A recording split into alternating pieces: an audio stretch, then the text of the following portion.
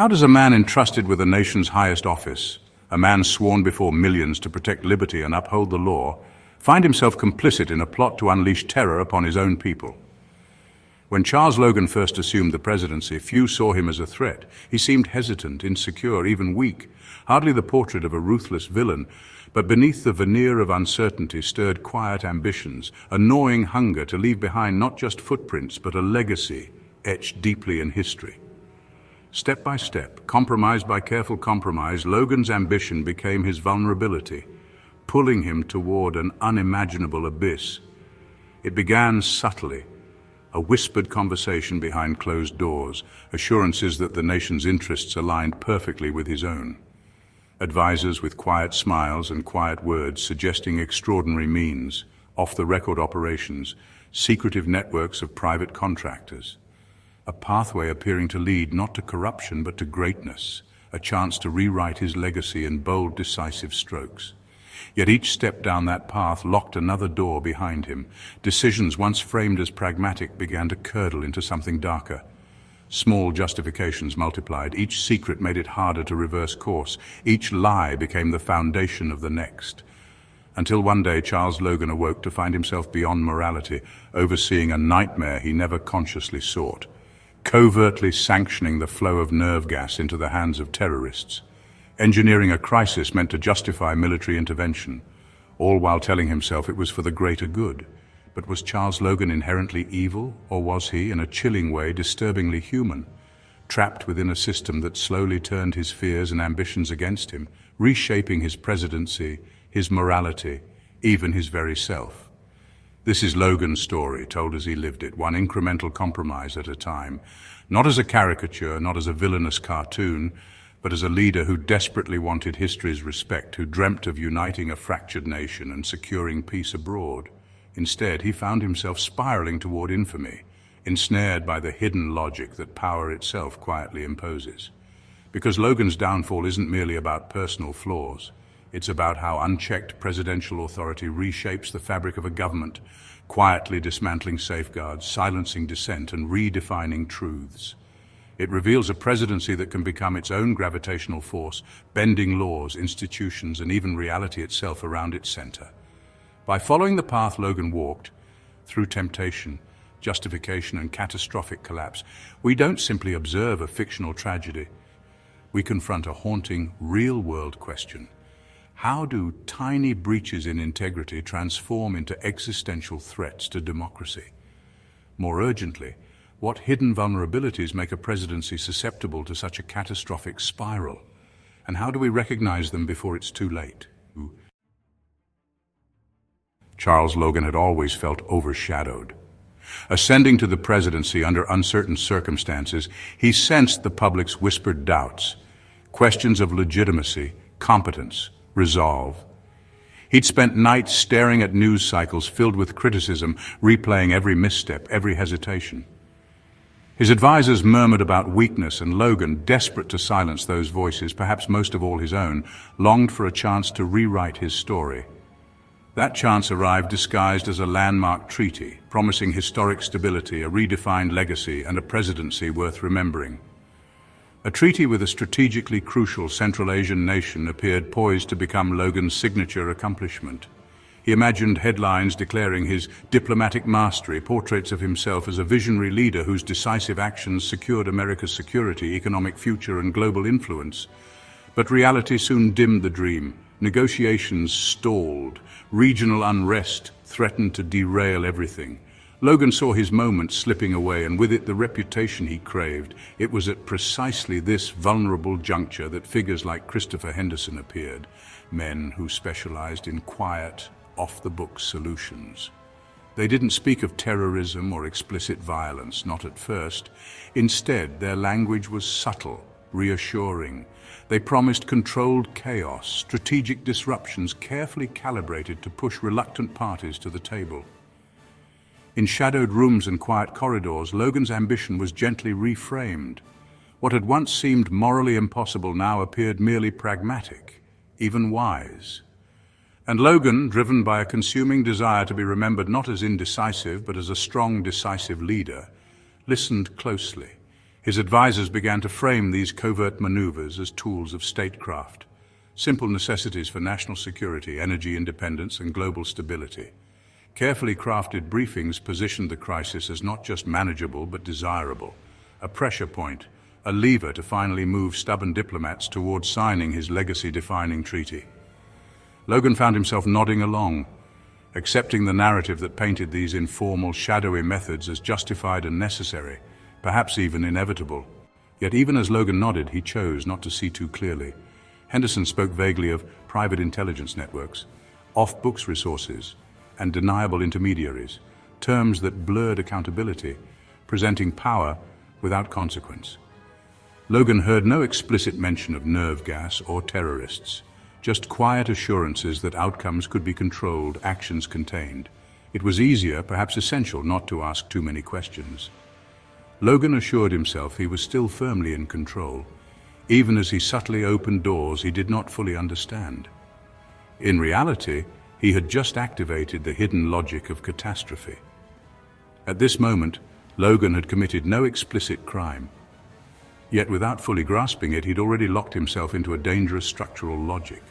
His personal ambition, a profound yearning to rewrite his story as a decisive, historically meaningful leader, had fused seamlessly with a narrative of national interest, creating a powerful justification for action. This justification, now deeply internalized, authorized Logan to embrace covert methods, shadowy tools he scarcely comprehended, yet readily accepted. Each element justified the next in an endlessly reinforcing loop.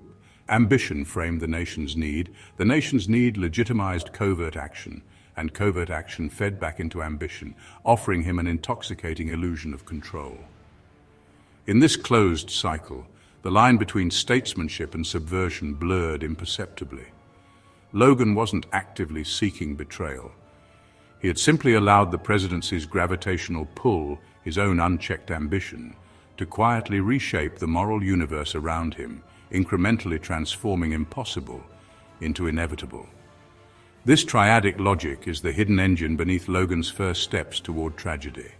It reveals the unsettling truth that a presidency doesn't need explicit criminal intent to catalyze disaster, just the subtle alignment of ambition, justification, and available means. The trap was now set, though Charles Logan didn't yet sense how deeply he was caught. He still believed himself the measured leader, a president who simply chose to look away at precisely the right moment, trusting men like Christopher Henderson to handle the dark details. Logan told himself he had authorized nothing explicitly criminal, just measures necessary to protect the nation's interests, measures conveniently shielded by layers of deniability. The luxury of ignorance felt reassuringly close at hand, and so Logan began to subtly flex the immense discretionary powers granted to him as president, powers quietly embedded within the vast national security apparatus. He never gave direct orders to weaponize nerve gas, never explicitly directed contractors or black ops operatives to deliver weapons into terrorists' hands. Instead, he perfected the art of looking away, nodding at vague briefings, avoiding inconvenient clarifications, creating ambiguity through silence and indirect approval. Each quiet deflection signaled consent without explicit complicity, silently authorizing operations just beyond his view. Beneath the surface of government transparency, informal actors now thrived. Henderson's team moved swiftly, unburdened by formal oversight or institutional accountability. Private contractors handled sensitive cargo under plausible cover stories, while clandestine operators conducted meetings in anonymous safe houses far from the halls of power. Centox nerve gas, horrifyingly lethal yet labeled merely as strategic assets, began to quietly shift between shadowy hands. All of it carefully compartmentalized, sanitized from presidential awareness by the tacit agreement Logan himself had created. Inside government agencies, institutions designed precisely to prevent such abuses, alarms began softly ringing. CTU analysts stumbled upon fragmented intelligence that didn't add up. Procedures that should have halted covert operations were inexplicably circumvented. Official channels were increasingly silent or misleading, causing frustration, confusion, and growing suspicion among dedicated officers who found themselves cut off from the truth. No explicit laws were broken, yet operational integrity frayed beneath the weight of secrecy. The state's protective mechanisms became hollow shells, empty of true authority. Still, Logan remained outwardly composed, protected by his carefully maintained ignorance. He told himself that he was simply letting capable people handle complex matters, trusting their discretion, but his own silence had become louder than any spoken command.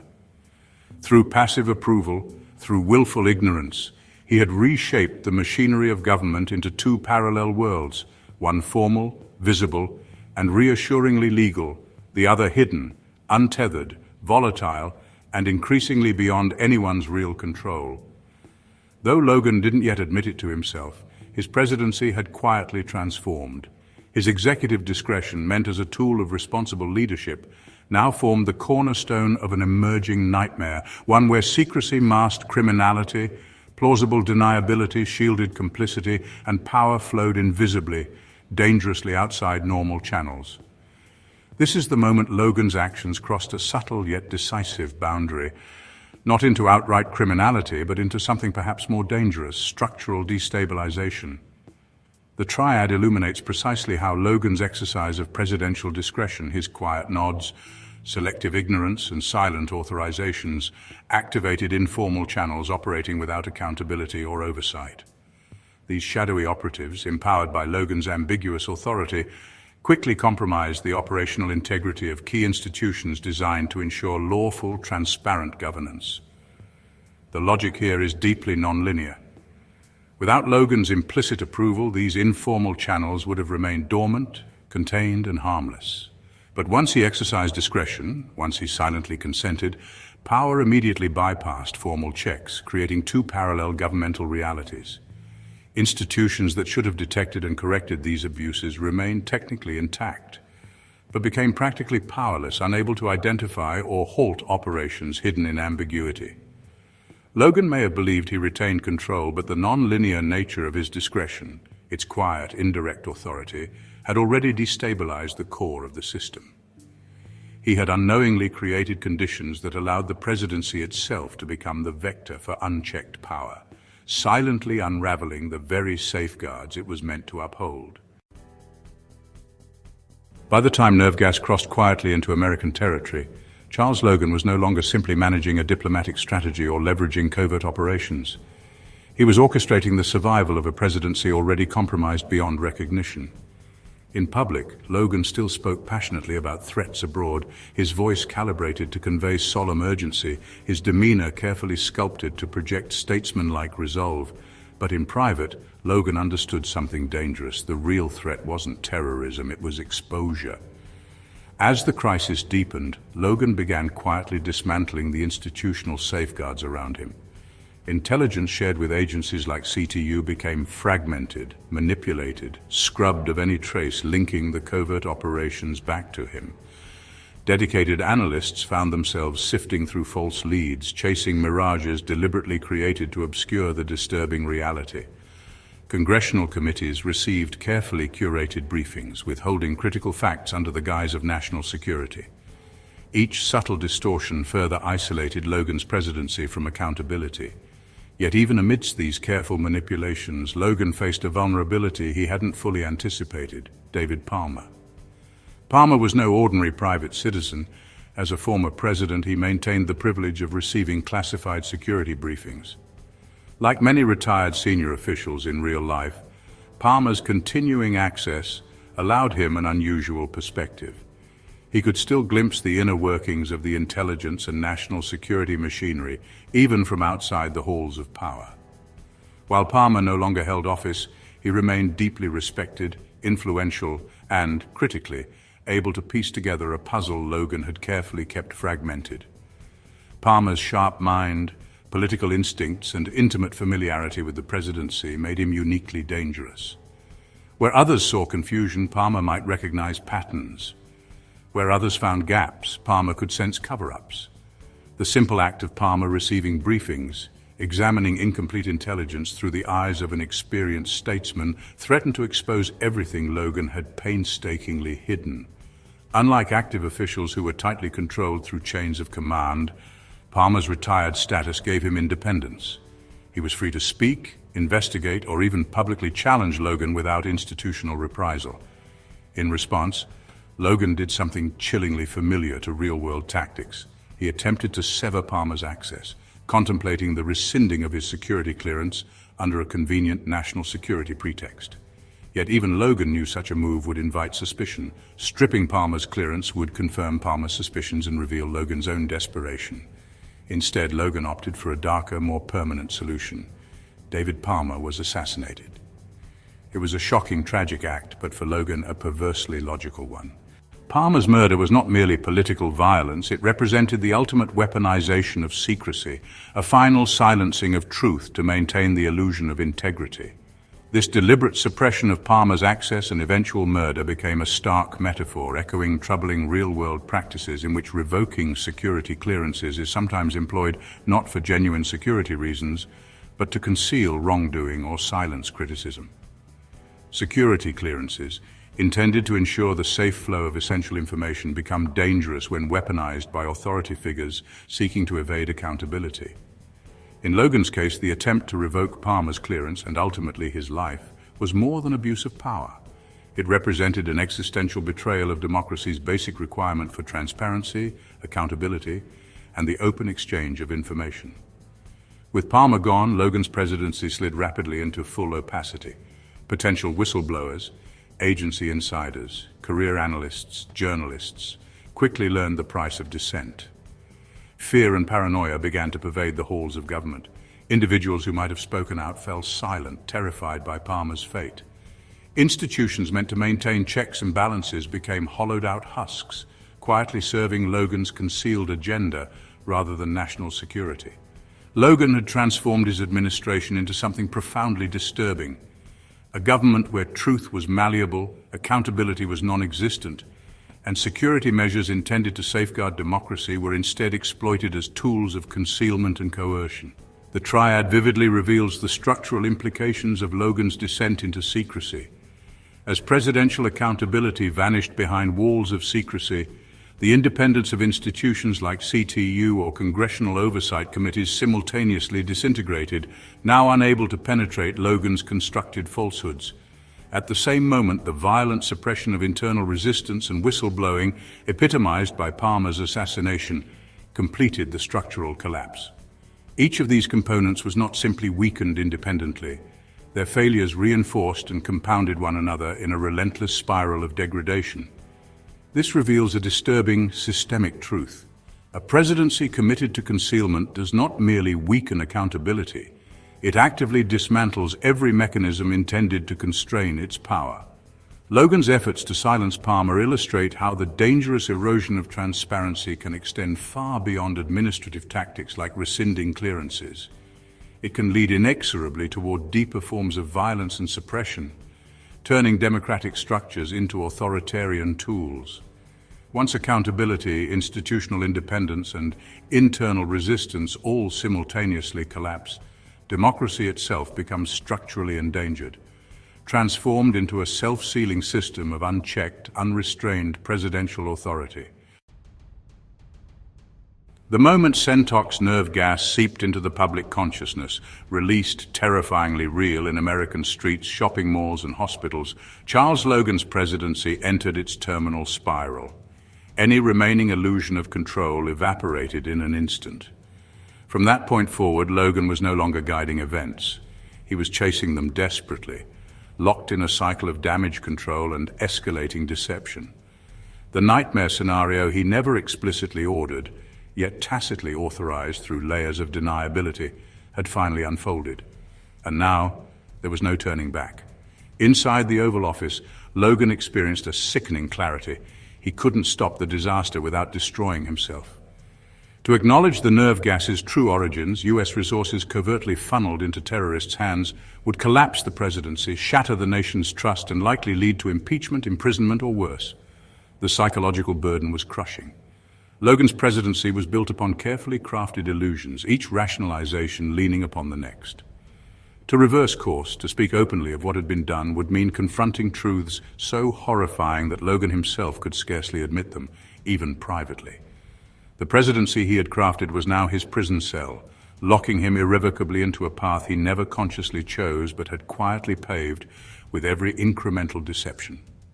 As panic spread across America, the administration's primary mission became the relentless management of narrative, an all-consuming effort far exceeding even the effort of containing the crisis itself. Official briefings given to the press twisted reality into a shape acceptable to Logan's continued survival. Diplomatic cables to foreign governments constructed delicate fictions to preserve a facade of competence. Internally, Logan's aides scrambled desperately to contain leaks, intercept CTU's inquiries, and disrupt investigative pathways. Every day required fresh lies, and each new lie needed others to sustain it, a cascading, exponential proliferation of falsehood.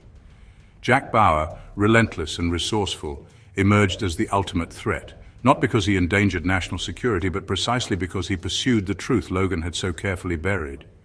Logan's team, now fully immersed in the logic of deception, viewed Bauer's dogged pursuit of transparency as a mortal threat, something almost treasonous. To them and to Logan himself, the truth was no longer a source of moral clarity, but a lethal virus capable of destroying everything they had constructed. Bauer was no longer a hero, not even an adversary. He was, in Logan's eyes, something existentially terrifying, the voice of accountability knocking at the door of Logan's closed, compromised world. But beneath this frantic scramble, a deeper fracture was forming. Logan's presidency had ceased to possess true legitimacy at home or abroad. His authority no longer derived from constitutional trust or public consent, but from desperate maintenance of appearances. He was ruling entirely by fiction. Yet the more elaborate and carefully sustained this fiction became, the more brittle it grew. Each additional cover-up, each suppression of evidence, each interference in CTU's investigation made legitimacy increasingly artificial, perilously fragile. Logan's administration existed now solely to maintain an appearance of integrity it no longer possessed. Each step in this direction required progressively more extreme measures to maintain, locking Logan into a permanent escalation that pulled him deeper into crisis with every passing hour. Charles Logan could feel his presidency collapsing, even as he was compelled to prop it up at any cost. He had long ceased to be in command. He had become a prisoner of his own manufactured reality, pushed inexorably forward by the structural demands of deception and survival. His presidency was now the victim and embodiment of the ultimate political paradox. The harder he struggled to sustain legitimacy, the more he destroyed it, and the more he destroyed it, the harder he had to fight.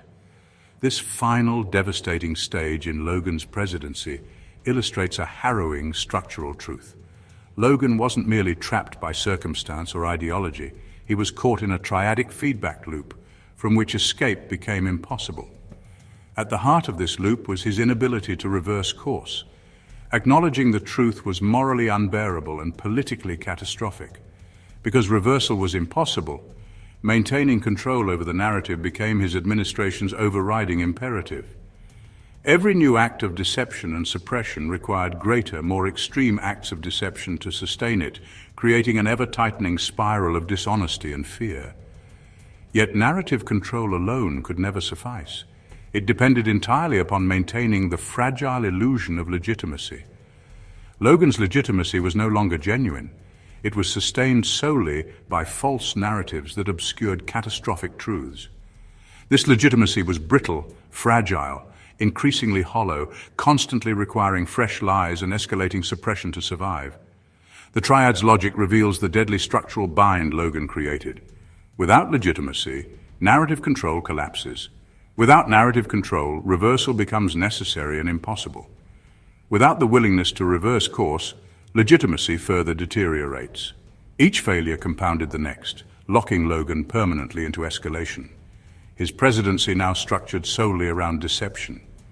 The more extreme his actions became, the narrower his choices grew, until finally, Logan had no room left to maneuver, no reality left to defend, only the brutal, tragic momentum of a presidency spiraling toward inevitable collapse. You think this kind of thing can't happen? You think Logan was just a bad apple, a weak man who cracked under pressure? You're wrong. It doesn't start with villains, it starts with ambition, insecurity, a legacy to protect. It starts with a president staring down a tough call and convincing himself that one little compromise, one small secret, will save lives, that it's worth it, that no one needs to know. But I've been there. I've watched it happen step by step. I've seen men turn their backs on everything they swore to protect, not because they wanted to betray the country, but because the system let them believe they still hadn't crossed the line. By the time they realized the truth, they were too far gone. If there's one thing the story of Charles Logan should teach us, it's this. Every abuse of power starts with silence, with a nod, with a classified order no one questions. It's never just one man. It's the structure that lets him operate in the dark. It's the people who look the other way. It's the ones who say, he's the president, he must know what he's doing. That's how democracies rot from the inside out. So stay alert, ask the hard questions, follow the truth, even when it's buried under 1,000 lies. Because once the system starts breaking, it won't fix itself. And when it comes down to it, no title, no office, no oath means a damn thing unless someone's willing to stand up and say, this is where it stops.